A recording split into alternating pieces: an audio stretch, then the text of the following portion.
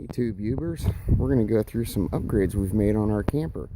Now I know usually I focus on this thing here, but not today. We're going to focus on that back there, which we featured this one before a little bit, but nothing too major.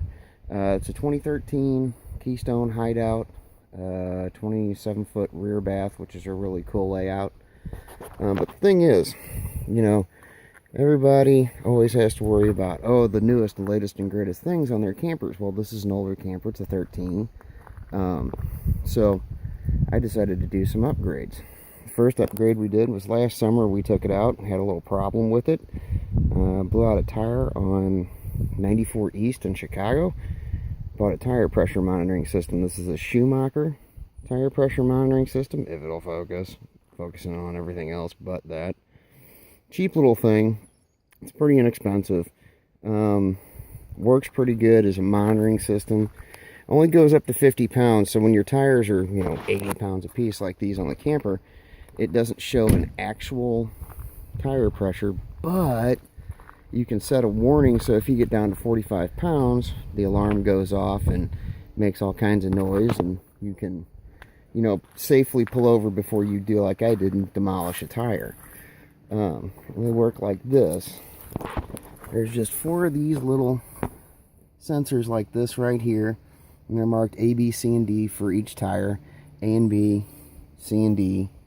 Seem to work pretty well. Another modification we've done on this coach, just to make it more modern and more livable, because everybody's got USB ports and Bluetooth everywhere. Well, went to Home Depot, got 3 of these, the contractor pack. It was like 50 bucks. So you've got 2 USB ports plus your 2 regular household plugs, and they're 3.5, maybe 3 volt or 2.5 volt. They do really easy, they do really good. Just take your regular old Bluetooth charger or your USB charger, plug it in right there, boom, charges your phone really quickly. It's kind of nice.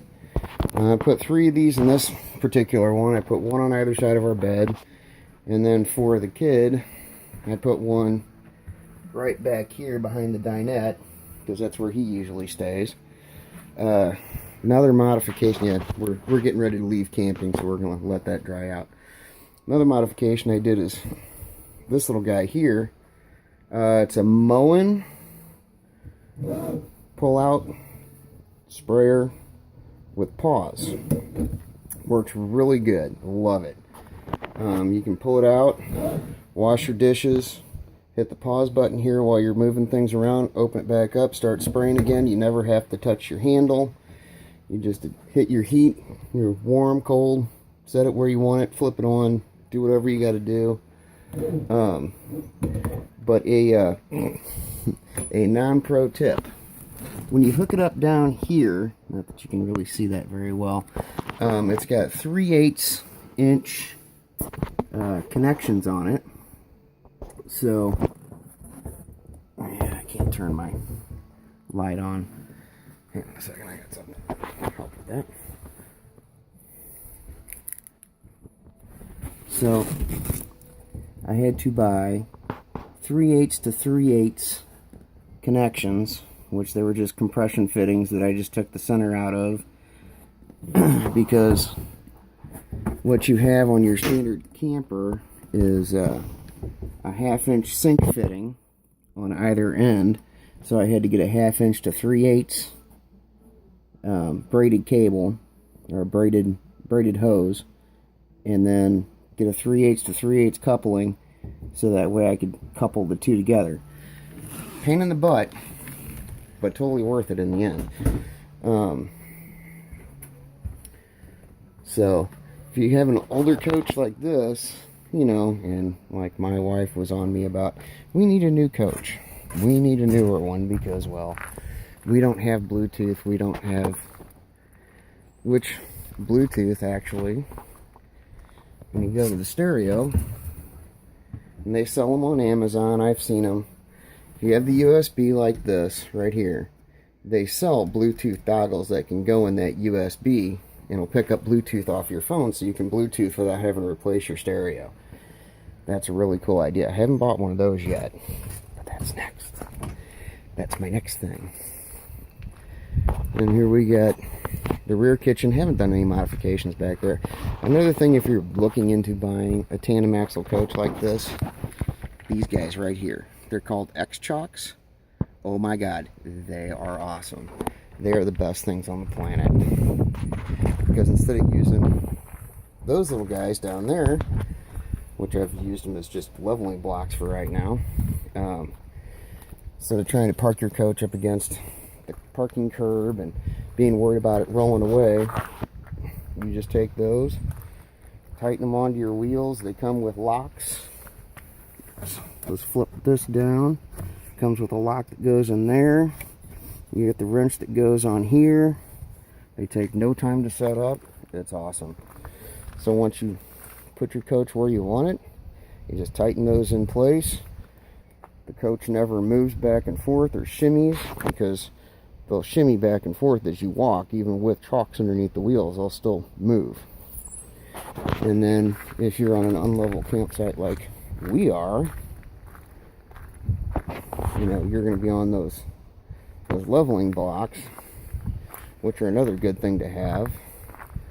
But avoid the cheap ones, because you break them every time you back onto them. Another thing is these, or the slide out jacks.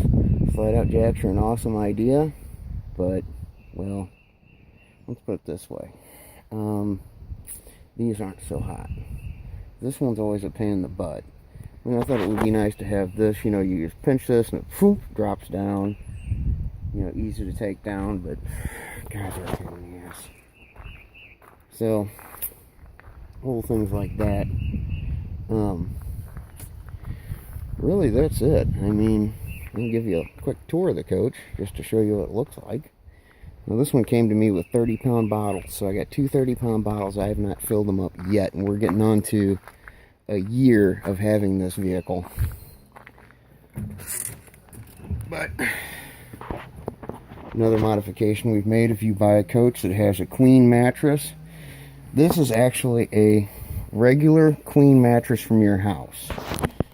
So that's what we put on there instead of the camper mattress, which is, you know, about that thick. So this is a regular mattress. It's a little bit longer than your standard queen mattress, but it works.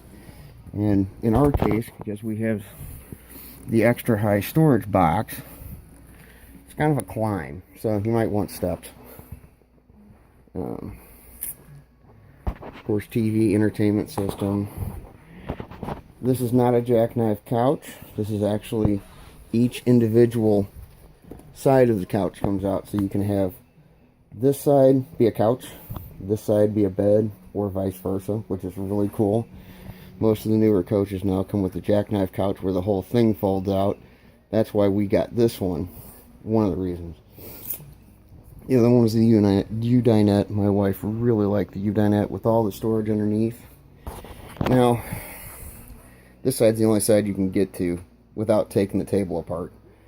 There's storage back there that you can take the bottom of the chair out, get to it. Same thing with this. This is all storage where you can take the bottom of the chair out and get to it.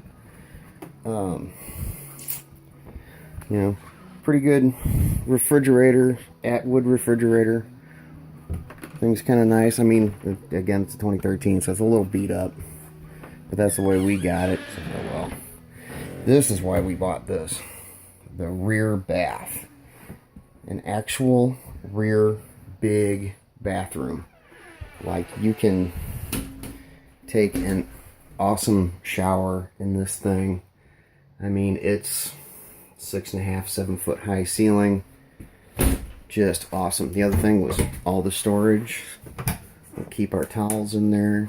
I mean, just a ton of storage that we really don't use all that much of. I mean, we just have all kinds of stuff in there. Another thing, if you get a camper, and you can, get a vacuum cleaner. A little vacuum cleaner like this, they're awesome. Nobody ever, I don't know if anybody ever thinks to have a vacuum cleaner in their camper. You know, everybody knows, carry a broom, that's where we store ours. But a vacuum cleaner helps so much when you get ready to pack up and leave. You can clean the coach up really good and have it all ready for the next time you go out. You just get in it, put your stuff in it, and you go. It is the greatest thing on the planet. Nice little microwave. Of course, that's pretty standard.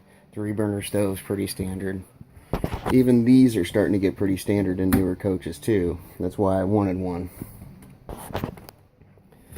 And then, like I said, the outdoor kitchen. Got a 2-burner stove, plumbed in sink, little refrigerator that works really well. It's electric. And then outdoor shower, which they call a utility shower.